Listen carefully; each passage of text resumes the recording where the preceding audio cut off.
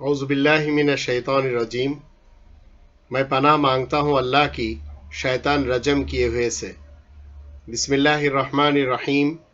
اللہ کے نام کے ساتھ جو نہایت مہربان نہایت رحم کرنے والا ہے۔ خواتین و حضرات، السلام علیکم ورحمۃ اللہ۔ اس وقت کا موضوع ہے،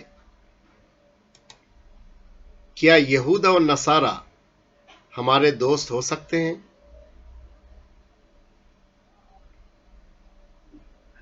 اس سلسلے میں اگر ہم قرآن سے دیکھیں گے تو قرآن کریم میں اللہ تعالیٰ نے فرمایا 5 نمبر سورہ المائدہ، اس کی 51 نمبر آیت، یا ایھا الذین آمنوا لا تتخذوا اليہود والنصارى اولیاء بعضهم اولیاء بعض ومن یتولهم منکم فانہ منہم ان اللہ لا یہدی القوم الظالمین۔ آئے وہ لوگوں جو ایمان لائے ہو، یہود اور نصارہ کو اپنا دوست نہ بناؤ، وہ تو آپس میں ایک دوسرے کے دوست ہیں، اور جو تم میں سے ان کو دوست بنائے گا وہ انہی میں ہو جائے گا، بے شک اللہ ظالم لوگوں کو ہدایت نہیں کرتا۔ یہ اللہ کا فیصلہ ہے، حتمی فیصلہ ہے۔ اللہ کا فیصلہ ہم چینج نہیں کر سکتے۔ اس وقت ہم عالم اسلام میں کچھ ایسے عرب کو دیکھ رہے ہیں جو یہود اور نصارہ کے ساتھ دوستی کیے ہوئے ہیں، اور یہود اور نصارہ ہندوؤں کے ساتھ مل جل کے چل رہے ہیں۔ اللہ کا فیصلہ کیا ہے؟ جو ان کو تم میں سے دوست بنائے گا وہ انہی میں شامل ہو جائے گا۔ یہ اللہ کا فیصلہ ہے، یہ قرآن کریم کا فیصلہ ہے۔ اس کے علاوہ اگر ہم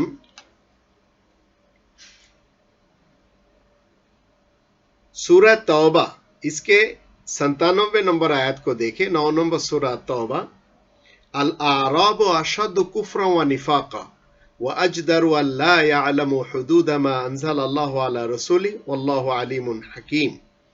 عرب کے لیڈر لوگ کفر اور نفاق میں شدید ہے، اور اسی لائق ہے کہ جو اللہ نے اپنے رسول پر نازل کیا اس کے حدود کو نہ جانے۔ اللہ جاننے والا، حکمت والا ہے۔ یہود اور نصارہ ہمارے دوست تو کبھی نہیں ہو سکتے اگر آپ اور ہم مسلم ہوں۔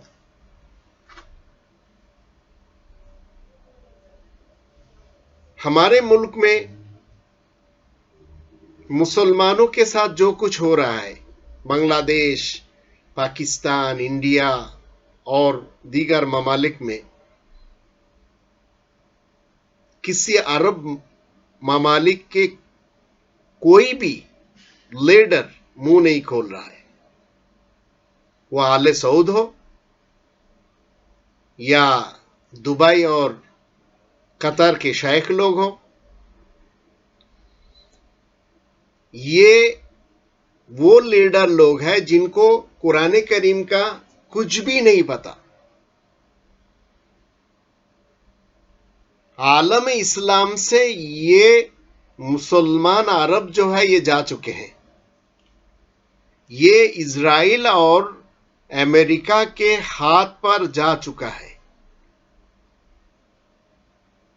یہی عرب، یہی لیڈر مودی کو بلا کر، ٹرمپ کو بلا کر، سی سی کو بلا کر تغمے دیتے ہیں، سرٹیفکیٹ بھی دیتے ہیں۔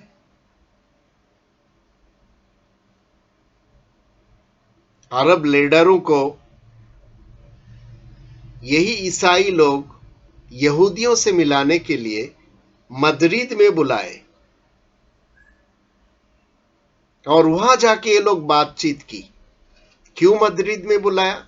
مدرید کوئی بین الاقوامی کانفرنس کا کوئی جگہ بھی تو نہیں، لیکن یہی اسپین جہاں پر مسلمانوں نے 800 سال تک حکومت کی،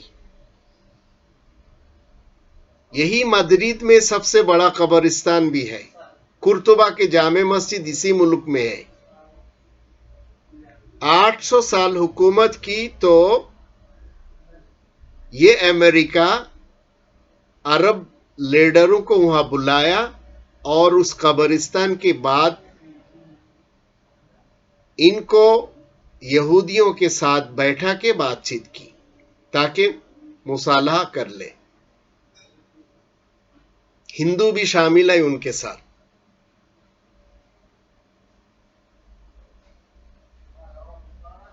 وہ بتانا یہ چاہ رہا ہے کہ اگر تم ہمارے خلاف اٹھ کھڑے ہو تو حشر یہی ہوگا جو یہ قبرستان میں تم دیکھ رہے ہو.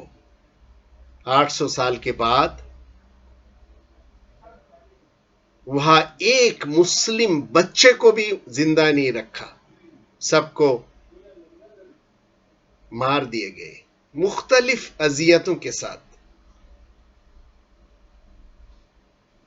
اور یہ واقعہ عرب لیڈروں کو بلایا 1992 میں. 1492 میں غرناطہ کا جو سقوط ہوا اور مسلمانوں کے یہ جو تفرقہ بازی سے اور مسلمانوں سے بالکل پاک کر کے اس کے 500 سال بعد 1992 میں یہی مدرید میں عرب لیڈروں کو بلایا گیا جن کے پاس قرآن کریم کا کچھ علم نہیں. اور اس کے بعد مسلمانوں کے ایسی جگہ پہ انہوں نے ہاتھ رکھا. بابری مسجد کو بھی شہید کر دیا گیا. آج 2020 سال ہم دیکھ رہے ہیں وہاں رام مندر بن رہا ہے. بنگلہ دیش کے مسلمان جو ہے حسینہ واجد کے کنٹرول پہ ہے اور حسینہ واجد دہلی کے مسند سے ان کے اشارہ سے چل رہی ہے اور ان کے ساتھ کچھ بڑے عہدیداران جو ہے وہ ہے ووٹ کے بغیر آئی ہے. بنگلہ دیش کے مسلمانوں پہ وہ ظلم اور تشدد اس وقت ڈھائی جا رہی ہے کہ کوئی مسلمان اگر بات کرے تو اس کو گولی مار دی جاتی ہے یا جیل میں ڈال دیا جاتا ہے. پاکستان کے فرقہ واریت ہم دیکھ رہے ہیں. ہندوستان کے مسلمان جو ہے وہ بٹے ہوئے ہیں مگر کوئی بات نہیں کر رہا ہے.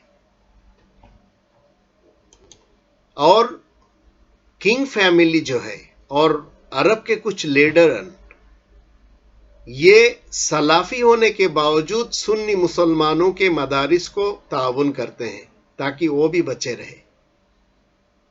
کچھ سلافی شیخ سعودی عرب سے اپنی مذاہب کو پرچار کر رہے ہیں، اپنے دھرم کو پرچار کر رہے ہیں اور شیعوں کو مارے جا رہا ہے یمن میں. اور نغمے گا رہے ہیں اسرائیل اور امریکہ کے. ان مسلمانوں سے اسلام تو قائم نہیں ہوئے گا لیکن قرآن کی دشمنی میں یہ شدید ہے. جتنے بھی مسلمان لیڈر اس وقت دنیا میں ہیں ان میں سب سے زیادہ کفر اور نفاق میں عرب لیڈرن ہیں. محمد مرسی کے ساتھ جو کچھ ہوا وہ ہم کو پتا ہے. سیسی نے جو کچھ کیا وہ ہمیں پتا ہے. مسلمانوں کے ساتھ نریندر مودی جو کچھ کر رہا ہے اور جو کچھ کیا ہے وہ بھی لوگوں کو پتا ہے. کشمیر میں جو کچھ ہو رہا ہے وہ بھی لوگوں کو پتا ہے.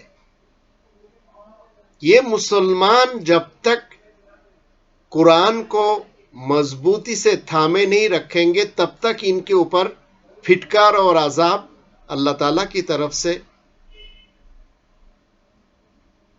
آتی رہے گی اور یہ عذاب میں یہ مبتلا رہیں گے. قرآن کریم کے 3 نمبر سورہ آل عمران اس کے 103 نمبر آیات کے تحت اگر ہم دیکھیں گے تو وہ اسپین کیوں مسلمانوں سے چلا گیا؟ اس لیے کہ وہ تفریق میں، تفرقہ بازی میں، مذاہب میں، مسالک میں بڑھ گئے تھے. جیسے آج ہندوستان، پاکستان اور بنگلہ دیش کے مسلمان کوئی شیعہ ہے تو کوئی سنی ہے، کوئی سلافی ہے تو کوئی آغا خانی ہے، کوئی رافضی ہے تو کوئی داؤدی ہے، کوئی بوہری ہے تو کوئی بریلوی ہے، کوئی دیوبندی ہے تو کوئی تبلیغی ہے. اس طرح سے ہے لیکن مسلم نہیں کوئی بھی. 3 नंबर सूरा आल इमरान के 103 नंबर आयत पे अल्लाह ताला ने क्या फरमाया, वातसिमु बिहब्लिल्लाहि जमीअन वला तफर्रकू वज़कुरू निअमतल्लाहि अलैकुम इज़ कुंतुम अअदाअन फ़अल्लफ़ बैन क़ुलूबिकुम फ़अस्बहतुम बिनिअमतिही इख़्वाना वकुंतुम अला शफ़ा हुफ़रतिम मिनन नार फ़अनक़ज़कुम मिनहा कज़ालिक युबय्यिनुल्लाहु लकुम आयातिही लअल्लकुम तहतदून। और सब मिलकर अल्लाह की रस्सी को मजबूत थाम लो और फिरका फिरका ना हो जाओ। अल्लाह की नेमत जो तुम पर है उसे याद रखो कि तुम जब आपस में दुश्मन रहे तो उसने तुम्हारे दिलों को जोड़ दिया, बस उसकी नेमत से भाई भाई बन गए और तुम तो एक आग के गड्ढे के किनारे पर रहे, बस उसने तुम्हें उससे बचा लिया। इस तरह अल्लाह अपनी आयत खोल कर बयान करता है ताकि तुम हिदायत पा जाओ। ये मुसलमान सुन्नी हो, शिया हो, सलाफी हो, देवबंदी हो, बेरेलवी हो, जो भी हो, अगर कुरान को मजबूती से थामे नहीं रखेंगे तब तक इनके ऊपर मार पड़ती जाएगी, भले वो बांग्लादेश में हो या हिंदुस्तान या पाकिस्तान या अफगानिस्तान या सीरिया या इराक या कोई और ममलिकत क्यों ना हो। आलम अरब से, आलम इस्लाम से, ये अरब जो है, आलम अरब, ये जा चुका है यहूदियों के हाथ पे और ईसाइयों के हाथ पे और हिंदुओं के हाथ पे। ये तो अपने आप को हिंदू और ईसाई और यहूदियों को सस्टेनर समझते हैं। हिंदुस्तान में वो मजालिम ढाए जा रहे हैं मुसलमानों पर, ये अरब लीडरन मुंह खोलने की भी तैयार नहीं। अल्लाह हम सबको तौफीक अता फरमाए। अगर हम मुस्लिम होकर इस कुरान को मजबूती से थामे रखेंगे तो इंशाअल्लाह हमारी अखलाक को देखकर तमाम दुनिया जो है वो इस्लाम की तरफ आएगी। मगर आप फिरका परस्त होकर रहेंगे तो आपकी वजह से वो लोग और नफरतें जो है ना वो बढ़ाती जाएंगी। यूरोप में हम देख रहे हैं बहुत सारे नॉन मुस्लिम्स हैं, उन्होंने कहा कि तुम क्यों शिया हो, तुम क्यों सुन्नी हो, तुम क्यों सलाफी हो, तुम मुस्लिम क्यों नहीं हो। तो हम जवाब नहीं दे पाते। और जब हम कहते हैं कि मैं सिर्फ मुस्लिम हूं, हम सिर्फ मुस्लिम हैं, तो वो कहते हैं कि क्या तुम शिया मुसलमान हो या सुन्नी मुसलमान हो या सलाफी मुसलमान हो। क्या इस्लाम तुम्हें ये सिखाता है कि एक कलीसिया को लेकर मस्जिद बना दो जैसा एर्दोगान ने किया है। अगर एर्दोगान ने इस काम को किया है तो नरेंद्र मोदी ने कौन सा खराब किया। उन्होंने बाबरी मस्जिद को अभी राम मंदिर बना रहा है। यही इस्लाम की तालीम है। नहीं, मुस्लिम होने के लिए कोशिश करें और मुसलमानों से जो फिरके हैं और मज़ाहिब है और मसालिक है इससे हिजरत करके इसके तरफ आ जाए, वरना वकुंतुम अला शफा हुफरतिम मिनन नार, तुम दोज़ख के आग के किनारे पे रहे हो। इधर हम खड़े हैं, हमें मुस्लिम होना है, देवबंदी बरेलवी होना ही नहीं, सुन्नी शिया सलाफी होना ही नहीं, मुस्लिम होना है। और मुस्लिम का कॉन्स्टिट्यूशन कुरान है, जमहूरियत नहीं है।